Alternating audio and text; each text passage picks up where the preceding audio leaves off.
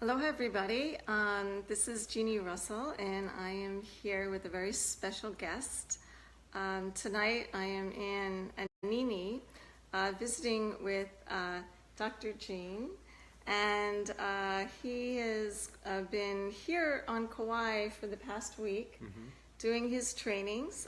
He's got an Arturian healing method that he's created, and he has level all the way up to level 5, correct? 6 actually. Oh, 6. Okay. Yeah. So, but here you've been teaching up to level 5. Yes. Awesome. I had the privilege of partaking in one of Jeanne's classes, and I'll tell you more about that in a minute.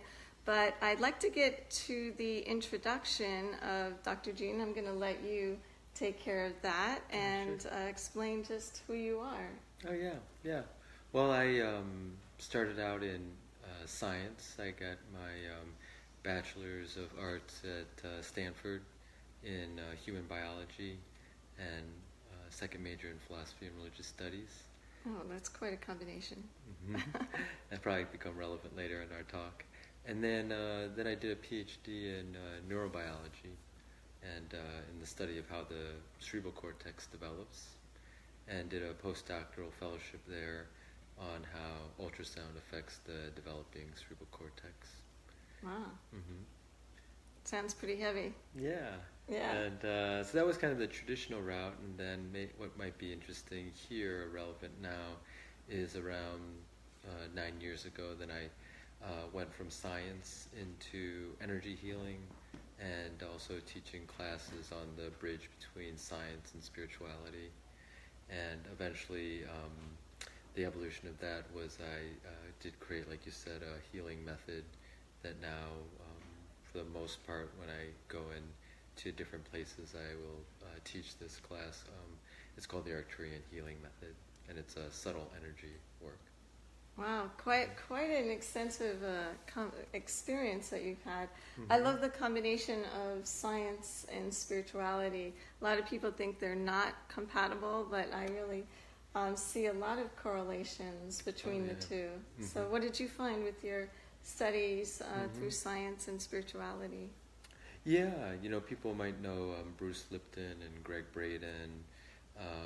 I know Bernie Siegel even earlier than that, who was a actually not a neurosurgeon, a general surgeon, also out of Yale, who started to combine holistic techniques with his patients. But I think the trend is to begin to combine our spiritual insights with such models such as quantum mechanics, also biology, and of course neuroscience, as it begins to study more of consciousness. And as we integrate other cultural models, like from the East, as well as North and South and shamanic models, into our, forte in the West is science, I think we'll have a new sort of paradigm that will emerge that can benefit a lot of people. Yeah, I do find that the more we study these other cultures, especially indigenous cultures, like even in the Hawaiian culture here, and other culture, we're seeing a lot of correlation to what we're kind of now discovering. Like the elders knew this information, they knew all about it, and now it's coming into a whole new understanding and interpretation of understanding what this, combining the two, how they meet and support and implement each other's workings into our modern day discovery. Yeah, exactly. Yeah, and although there's more recent models than quantum mechanics, but some of the models that were used in quantum mechanics sort of mimicked or were very compatible with what mystical spiritual traditions were saying about the void and the quantum unified field, or an information field that kind of was informing the entire universe. So it'll be very interesting, and I think we're at a groundbreaking point now. Yeah, it's a pretty exciting time, I think. Exciting time to be around, to be on the planet. I kind of feel, because you share a lot of different teachings, like you've had some pranic teachings and other maybe matrix energetics, so you're familiar with that, and so you've had a lot of experience with a lot of different modalities. Is that was what you kind of that was part of your journey to kind of see, take the knowledge from this or learn about that one and then go to the next one. Mm-hmm. Is that kind of what your journey was? Yeah, I can kind of give a brief synopsis. Maybe Yeah, some of the that'd be viewers will have either done similar things or may be interested in like similar areas of study. But while I was still a postdoctoral fellow at Yale, which was in Connecticut, I studied with a Russian born healer who actually came over from Russia, and he was actually from the Novosibirsk, which is the Siberian area, a very advanced psychic or bioenergy healer. And he initiated me into the energy world, taught me how to sense this subtle, invisible energy that permeates all the universe, the chi or prana, as people talk about. Nice. Mm-hmm. Yeah, you got a thumbs up on that one. Oh, that's great. I'd be someone who knows some of the people you're talking about. Oh, right. Yeah.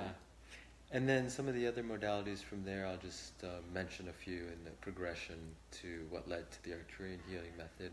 Mm-hmm. I studied fully the pranic healing system, started by Master Chokoku Sui, which is a chakra-based energy system. Also the reconnection, which was started by Eric Pearl, which has a more cosmic dimension of what they call a Palladian-based energy in that modality. And then a large influence also came from Dr. Stephen Greer, who is not an energy healer per se, but he more does consciousness contact with extraterrestrials and star beings that he takes people out to. That's based on conscious intention, and he's had experiences as an experiencer, for the last 30 years. And what's interesting is he's also a medical doctor, emergency medical doctor. So that's quite a challenge being an emergency doctor. Mm-hmm. Yeah. So there's kind of another reflection of this integration of people. With science and spirituality. Mm-hmm. Yes. And then the final big piece, or two last pieces, was I studied a modality called Vortex Healing, started by Rick Weinman, which is a transmission-based energy healing modality. And that's integrated a lot into the Arturian healing method in the terms of setting up transmissions to convey the energetic tools for the practitioners. Yes, I did have the opportunity to experience a few of your transmissions during the class in level 1, and it was very profound. Yeah, everyone, and each one was different, I noticed. Kind of the first one I felt like as if your finger was touching my third eye during the entire session, and I felt like that whole area being activated. And then the second activation was totally different, and I felt more in my solar plexus and energy, and then I started having visions and images. So they're all even though you're just in silence during that time. Yeah, it was pretty awesome. Oh, that's great. That's great. Yeah. And then the final piece that I talked today in a class we were facilitating is the shamanic piece, which you mentioned, and I studied with Michael Harner's school, which was called the Foundation for Shamanic Studies. Oh yeah. So that rounded out. Nice. The education. So I kind of feel like you were a little bit like Samurai Jack. I don't know if you know that cartoon. Samurai Jack? No, yeah, Samurai Jack is this cartoon. It's adorable. It's this guy, and he's traveling around the world learning all these different healing modalities and fighting this foe. But you have to look it up. But it's pretty cool.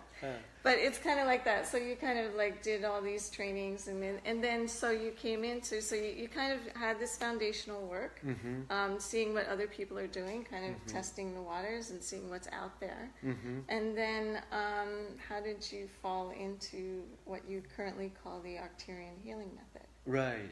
Well, the paradigm shift occurred in a number of places, but the actual experience was I did hear an intuitive voice that basically said that I was Arturian, which was around the time I was starting to work with pranic healing and Vladimir. And I didn't even remember where I heard that word.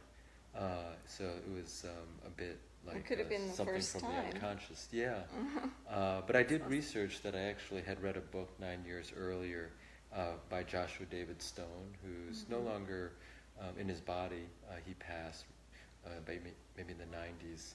But he had written a number of ascension books on ascension. And he did mention different classes of spiritual beings, including what he called enlightened extraterrestrials or enlightened star beings. And he named a number of them, like the Pleiadians and the Arturians. So that wasn't even on my radar when I read it. And so it only came to consciousness later. It registered in your subconscious. Right, yeah. And maybe when the time was right and I was starting to study a framework that would allow me this communication with them. So I do see them as spiritual beings or spiritual consciousness. And then the shamanic tools that I learned, which is, tools where you learn to interact with helping spirits to do healing, gave me the tools to more consciously make a connection with the Arturians, who I see as a class of spiritual beings who are here to help the planet. And there's where I received the information for the different classes in the Arturian healing method. Awesome. So it was a meditation that you were doing, and then you heard this voice that just said you're Arturian? Actually, no. It was even more. I mean, I do follow kind of an intuitive voice, or had been for a long time. But it was actually just in my kitchen in Hamden, Connecticut. Oh, okay. like as if you're in the shower, but I was in the kitchen. Right. You're in the kitchen. Right.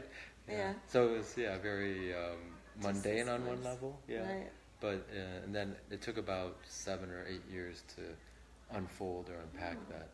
Wow.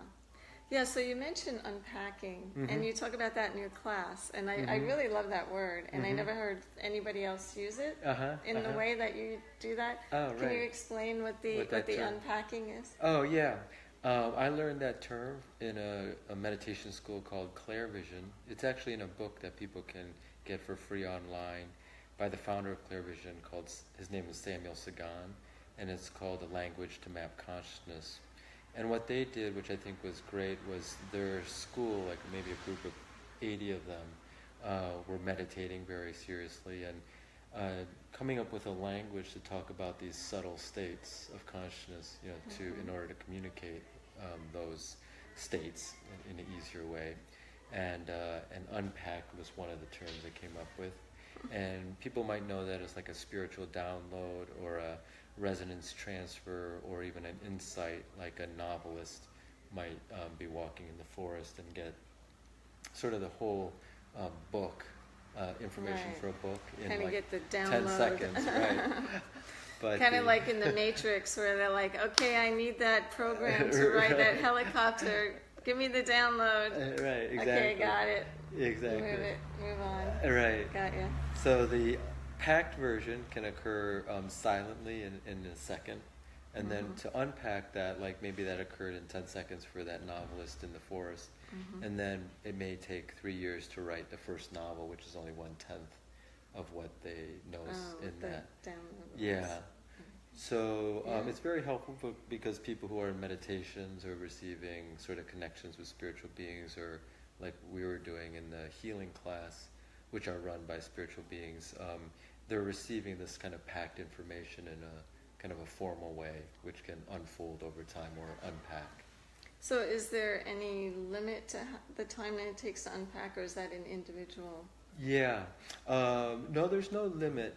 Some of that information can stay packed for an unlimited time. So it would be as if it's either working in the subconscious, or it could be also appear as if nothing's happening with that information. It's just sort of held in the field, or if you use psychological terms, in the subconscious.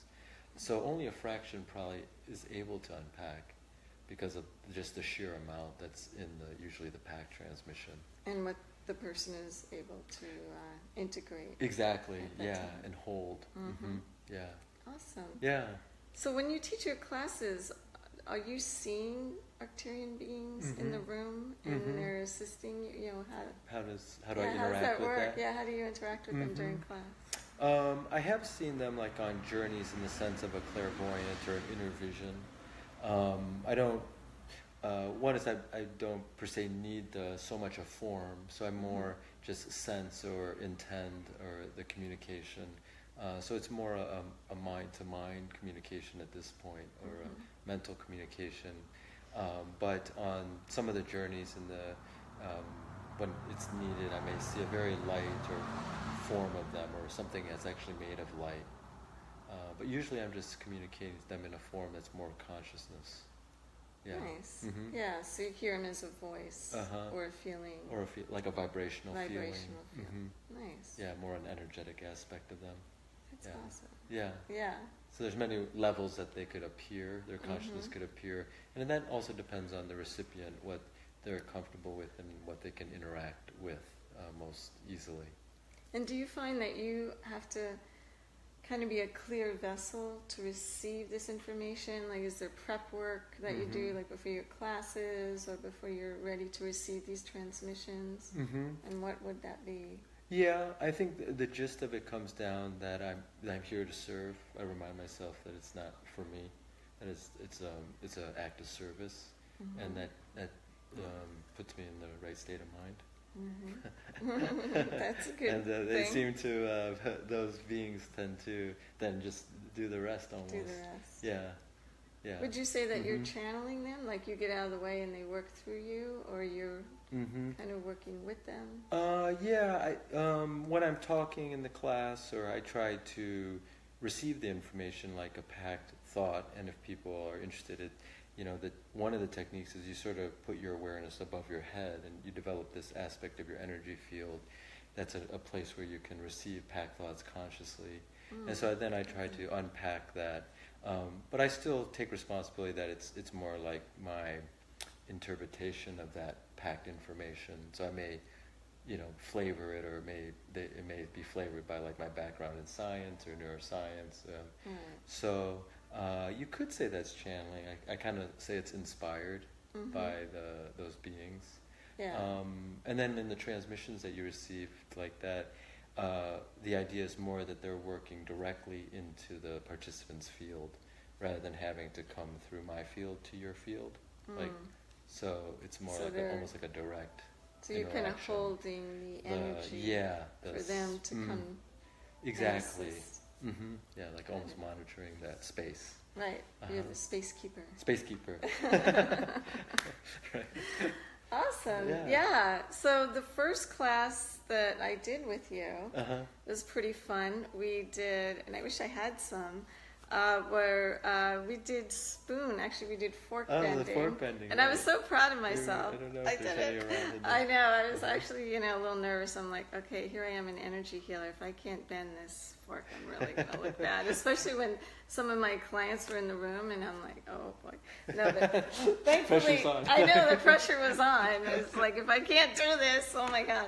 No, but yeah, it was so cool. The first time I did it, I was like, oh my God, I'm not going to be able to do this. And then, it was like this calmness came over me, and I guess, I went into meditation, did what you instructed, and I just kind of got really calm.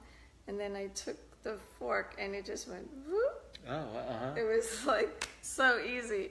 Oh, right. Yeah, so that was pretty awesome. So how did you develop that, and how did you get the idea of doing that? I love that. That was actually a really good hook. I love that. Yeah.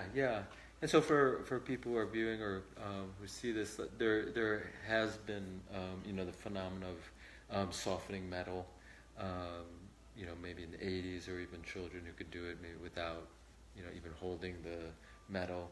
And of course, Uri Geller made it very popular, the psychic. He was an Israeli-born psychic. And so it was popularized, but... wasn't that kind of like holding the spoon and then it would... Yeah, he could do a number of phenomenal things. I don't think he was teaching other people per se how to do it, but just that it could be done. Right. And that really helped shift people's consciousness. Yes. But someone taught me the first method that you learned, and basically you're bringing in an energy through your column of light, through your hand, and into the utensil that kind of energizes it with this bioenergy, or chi, or prana they call it. And then at some point the metal will change its degree of hardness, only for about 3 or 4 seconds. So at that point you kind of have to do the shaping of it with your hand, and then it goes back to its original hardness. So I learned that from someone, and then the other techniques learned just to kind of encapsulate that.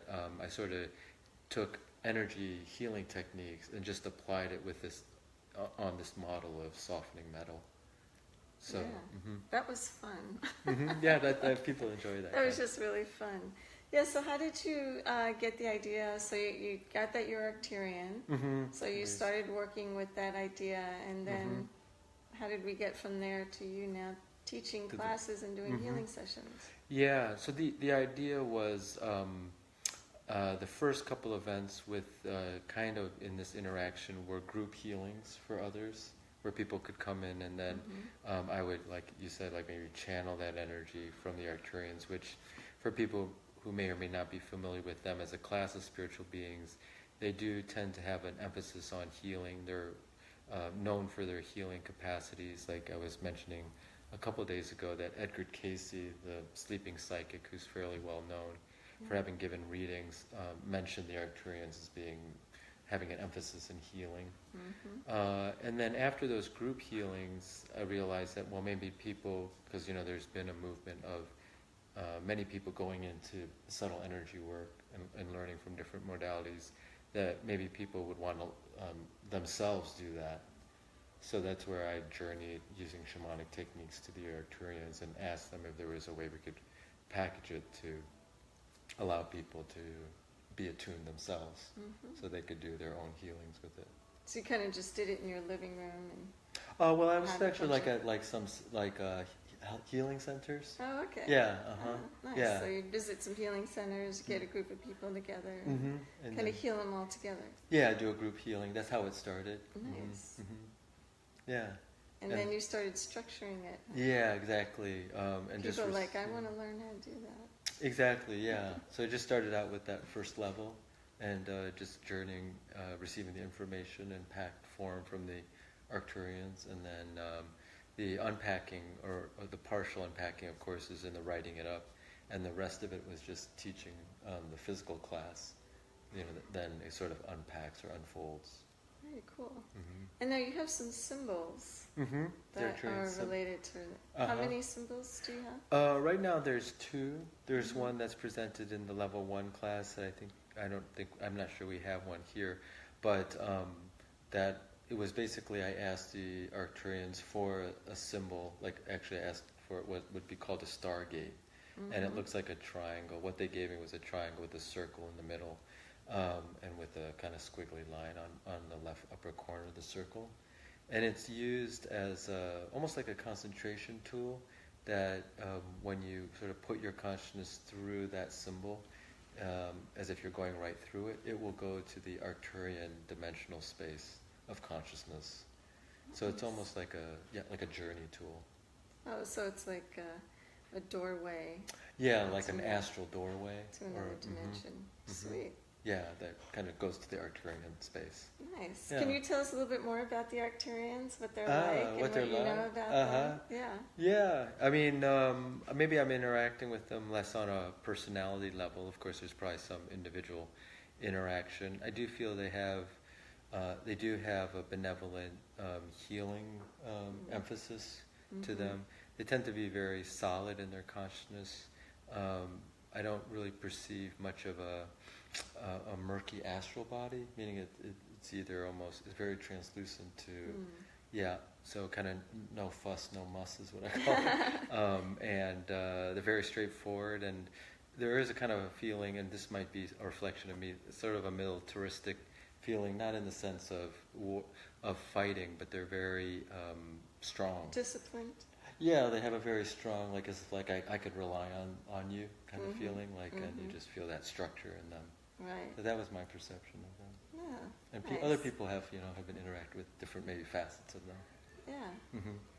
Well, I think we're going to wrap up this interview. Is there anything else you'd like to add, or we're going to add your contact information, but you can mention how people can reach you. Oh yeah, or just to add, like if people already either have heard about the Arturians or interacted with them or any class of spiritual beings, you don't have to go through me or any intermediary. You could just call on them or connect with them directly in your meditation or your healing work, and they just need that kind of free will invitation, and they'll begin to work with you and teach you things. The dolphins are the same Mm-hmm. way. Yeah. I say the same about the dolphins. Oh, okay, maybe that's why we're energy. like you're holding a dolphin, and then there's this Arturian. Right, I'm on a different planet. Uh-huh. And what's your contact info? Oh, yeah, my website is basically my name. It's www.Jeanne, Gene, Ang, all one word, ANG.com. And my schedule and contact information is there.